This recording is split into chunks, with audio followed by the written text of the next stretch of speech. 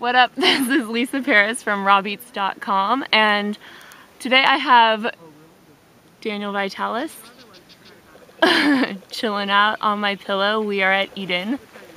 And how's your time been here so far? It's really difficult to put in words how amazing this place is. I just got out of the really big Olympic-sized swimming pool hot spring, and I feel rejuvenated and wonderful. I started off doing a really standard American diet, and then when I was about 15, 16, I started to get exposed to vegetarianism and raw foods, and fruitarianism is what I did for a really long time. And so yeah, since I was, I'd say 16, I'm 31 today, so it's about half of my life I've been on this path, eating this way, and primarily eating unprocessed food and eating food from scratch. When you actually start to do a little research into where our food comes from, I think it's so shocking and so sometimes so abhorrent that it's difficult not to make a choice to start eliminating a lot of those things from our lives and then seeking out the replacement things, which are what those things were meant to be in the beginning, where our food's meant to come from. So once I started to eat real food, it was just a no-brainer, and it started to it was a cascade of events that led me to better and better food, which led to me feeling better and better, and me awakening so much in my mind and creating so much of a better reality around myself. There's like kind of two paths that I see. One path is that you can start where you're at with your diet, say you eat a standard American diet, and you could begin simply replacing each food with a higher quality version of the same food. So if somebody's a milk drinker, they can start going to farms and finding real grass-fed milk. Or if they're a meat eater, they can go to farms and find high-quality grass-fed meat. Or if they're eating a lot of, say, rice, they could switch over to, say, something like a wild rice, and they can start improving it that way.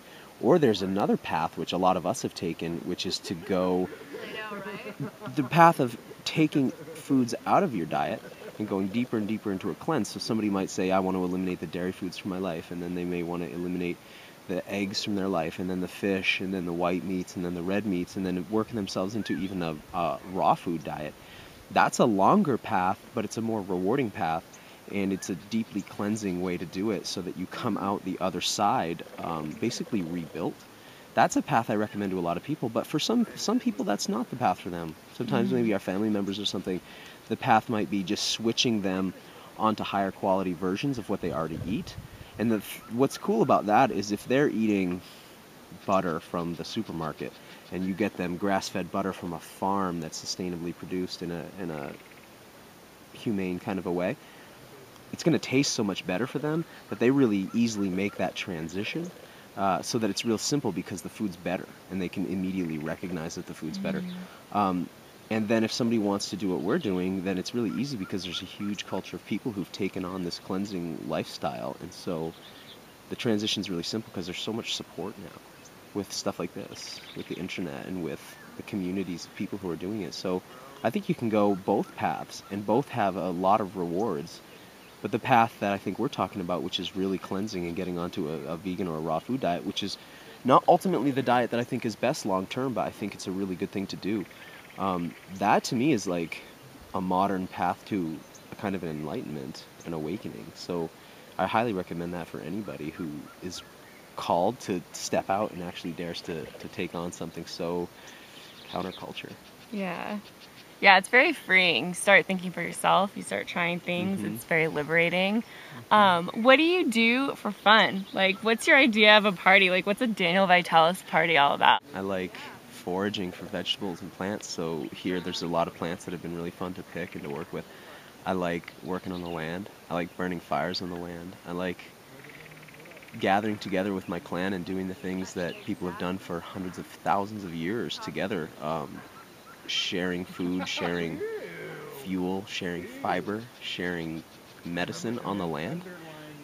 My fun is, what I'm interested in is what human beings do anthropologically, or zoologically. So like, who are we and what do we do? Because what human beings do isn't traditionally to wear suits and hang out on Wall Street. That's not really fun for very many people, or very fulfilling. And the things that I find the most fulfilling and the most fun are the things we've always done. Gathering around the fire, sharing food, taking food from the land, working together on the land to make a place more beautiful, to basically garden the planet Earth. One of the most fun things for me is to go to springs. So I love visiting cold springs and hot springs. I drink all my water from springs. So coming to places like this, I call it spring jumping. And I created the website findaspring.com for people to find springs where they can go get water. And for me, that's this communion with the earth that has been. It took me a decade and a half to realize that that was the missing component. That even when I ate the best diet I knew how to eat, even when I was doing all the cleansing and eating all the raw foods and eating all the superfoods, they were coming to me in ways. And I say this as a business person who has companies that produce supplements and such, but there's something about when you go and you get it from the land that there's a communion and a sharing that reminds you that you belong here and you deserve to have a life on this earth. Because I think that, especially in the spiritual communities or the new age type of communities, there's this feeling like, maybe even in the mainstream community, like all human beings do is hurt the earth and that we shouldn't even be here.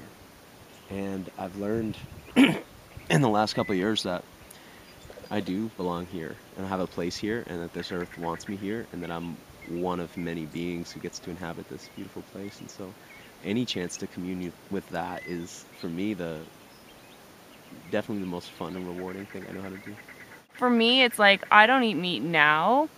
I used to. I don't eat dairy now, but I'm not closed off to anything. And that's what I really, really want to just let people be aware of and inspire in people to constantly grow.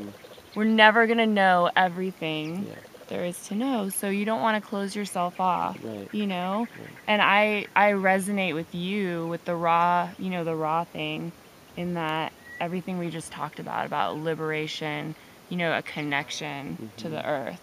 And so I just want to stress that. Yeah. When we see vegetarianism in other cultures, usually it's a vow taken for spiritual reasons. We don't see any culture on the planet choosing vegetarianism or veganism as a health approach. In fact, most cultures see it the opposite. They see it's what happens when you run out of food. Particularly in places like China, where, somebody wrote me recently and said a lot of people use Chinese medicine to justify being a vegetarian, but in China we have a saying, eat anything with 4 legs. So it's funny. I think that we've chosen veganism and vegetarianism in this culture as a cleanse and as a spiritual approach to waken ourselves up in a world that was so devoid of any kind of spiritual connection. So I did that for many, many years, and now have found that for my health, I'm going in a different direction, but it looks so different than what it used to look like. Because it's not the horrors of hormone injection and cloning and restriction in cages and all these kind of terrible things that are going on. It's part of the cycle of life.